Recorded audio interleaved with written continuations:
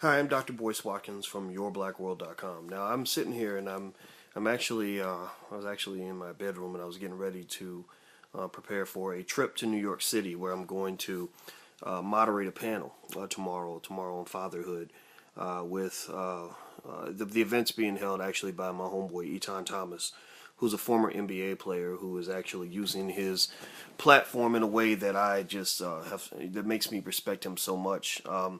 He's actually doing what I hope that a lot of black male athletes would do, which is to use their powerful platform to elevate their people and not just to talk about booty and bling and making money and being a corporate monkey.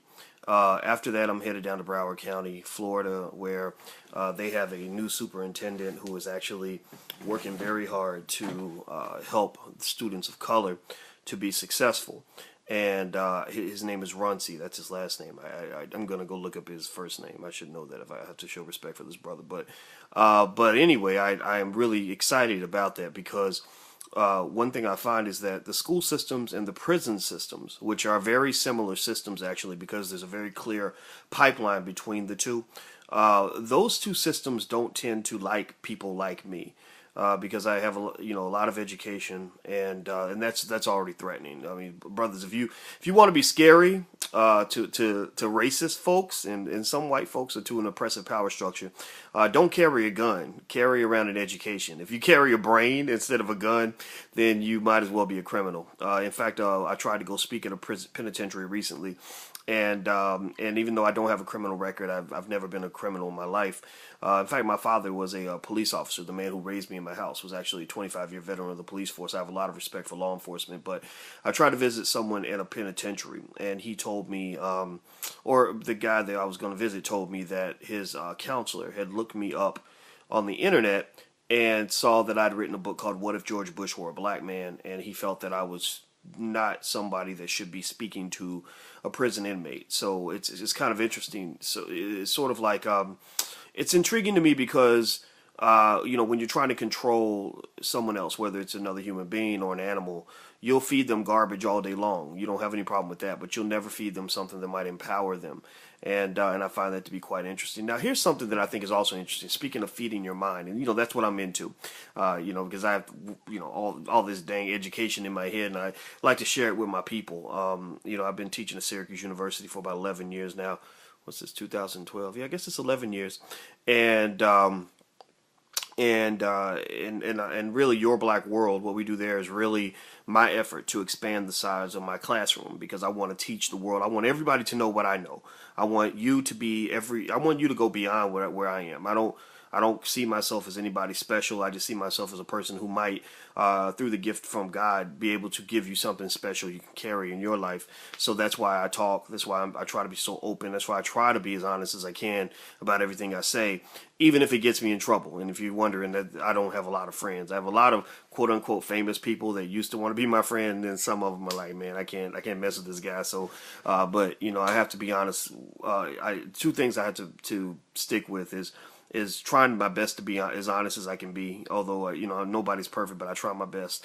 And also to speak up for the people. If I feel that someone is doing something that's not good for the people, that really bothers me, and it's kind of hard for me to continue after that.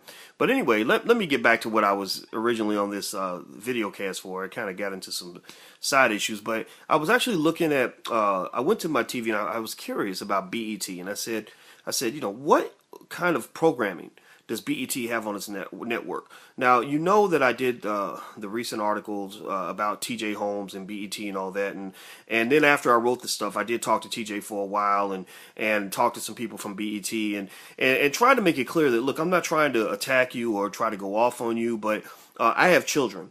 And really, I see all the black kids as my children. I don't believe you have to have a child in order to be a parent.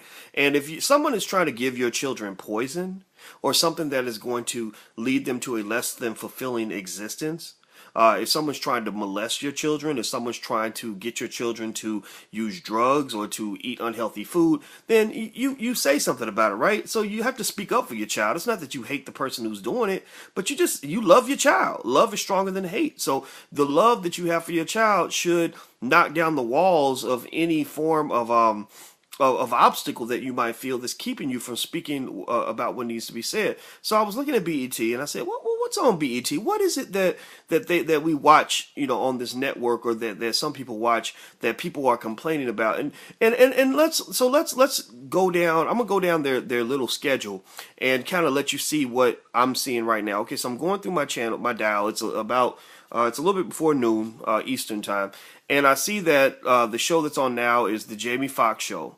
It looks like they show a lot of reruns of the Jamie Foxx show, a lot of reruns of The Parkers, which is another black sitcom, another 2 reruns of My Wife and Kids. Then it looks like the Jamie Foxx show, The Parkers. Then the movie Friday After Next with Ice Cube. Craig and Day Day must take matters into their own hands and finally move out of their parents' house to live on their own, but their newfound happiness is short-lived when blah, blah, blah, gangbangers, whatever.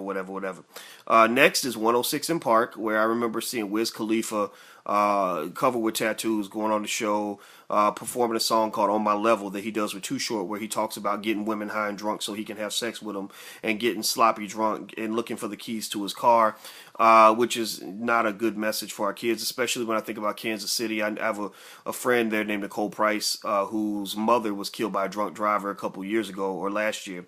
And it was a young brother who had got drunk, got behind the wheel of a car, stole a car, and got behind the wheel, was driving 85 miles an hour through the stoplight or whatever, and hit her mother on her way to church.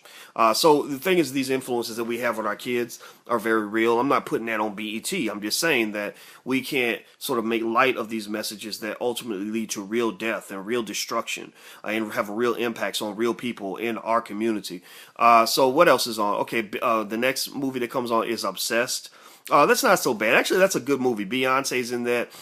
People say Beyonce's a bad actress. I don't think she's that bad. I think, because she used some work, yeah, but really, I admire Beyonce because I feel that she has really managed her career very well. You really don't see Beyonce getting involved in that many scandals. You don't hear about her doing some old weird stuff, or just getting into some stupid drama. Usually Beyonce is probably about as professional as you'd expect anybody to be in their 20s. I'm actually impressed by Beyonce.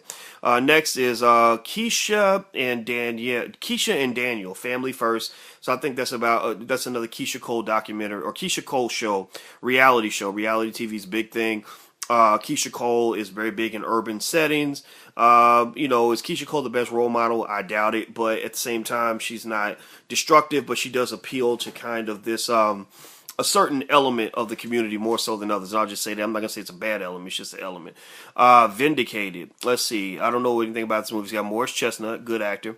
A man goes back to college in Lubbock, Texas, where he is falsely accused and later convicted for the alleged rape of multiple victims. Okay, so that is a show that talks about black men going to prison. Okay, that's okay. So now we've got a couple themes here. Lots and lots of comedy. Nothing that's real thought provoking. Nothing real serious, but tons and tons of comedy.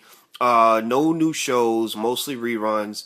And a lot of things that appeal to people in urban settings, and which is interesting to me too, because I think that gives BET and other networks opportunities to do a more aggressive job of addressing the prison industrial complex, which I believe has absolutely decimated the black family in America. Millions and millions of black children have grown up without a dad or without a mom because their parents got 30, 40-year prison sentences back in the 1980s. And if you think that that's making our society better, you're absolutely out of your mind, because guess what? Those same kids are going to the same prisons that their parents went to. I went to give a speech in Kentucky, and a woman came up and told me, she said, my little brother just got sentenced by the same judge who sentenced my father 20 years ago. So this is now becoming an intergenerational thing where our babies might as well be born in a prison. So let's see what's on next. Keisha and Danielle again, another rerun. The Soul Man.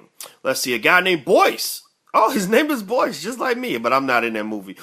In fact, when I grew up, it's funny that I get this criticism for being quote unquote too black, because I actually grew up around white people. So I understand white people probably as well as I understand black people. Let's see, Boyce is excited to celebrate his birthday by relaxing quietly with Tolly, but problems arise when his annoying former neighbor from Las Vegas arrives in town and interferes with the blah, blah, blah. Okay, I don't know anything about this movie, but it's got Cedric the Entertainer, Niecy Nash. I might check it out actually. The Wendy Williams show appeals to an urban audience again, but I can't talk bad about Wendy. I actually have a lot of respect for Wendy. I was on her radio show like 6 times or something, and every time I was on there, she always treated me with complete respect. A lot of people hate Wendy, but I'm not one of them. Next movie, Waist Deep. That sounds dramatic. An ex-convict trying to go straight is thrown back into the underworld when his son is suddenly kidnapped during a carjacking. He enlists the aid of a hustler. Blah blah blah blah blah blah blah. So what I'm really getting here is now just to give BET credit, the next movie is called Black Panther. Okay. Black Panther, I can't pronounce the guy's name. He attempts to hunt down the person who murdered his father. The cyborg Ulysses Claw embarks upon a mission to assemble a group of villains. Okay. And then there's BET Inspiration, so it's like gospel, gospel, gospel. And then Moesha, everybody hates Chris, everybody hates Chris, everybody hates Chris, and my wife and kids. So the theme here is this. I think that BET is rightfully criticized for not really caring about what message they provide.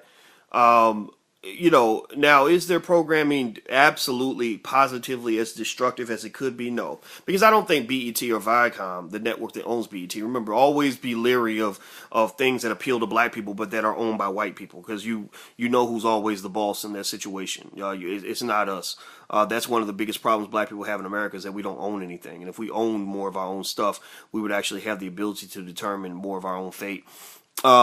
But is BET as destructive as it could be? No, because I don't think that that's their objective, to destroy the black community. Their objective is to make money.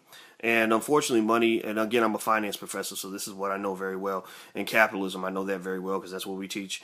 Capitalism pretty much teaches you that money matters more than anything else, that basically any externality that is generated by your relentless pursuit of money is only worthy of consideration if it affects your bottom line. And so because the death and the destruction of our kids, killing off their educational futures, turning their brains into mashed potatoes, because that does not affect the bottom line of Viacom, then they're not going to care about our kids. So ultimately, somebody has to step up and care about our kids, and I think that those people should be you and I.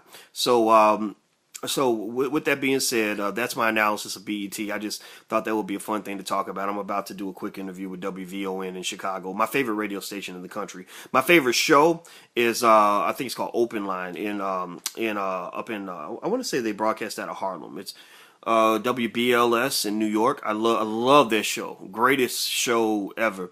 And my favorite station, though, is WVON. Very historic, south side of Chicago. Love those guys so much. So anyway, that's all I got to say. I'm Dr. Boyce Watkins from Your Black World. Please take care. God bless and have a wonderful day. I'm gone. Peace.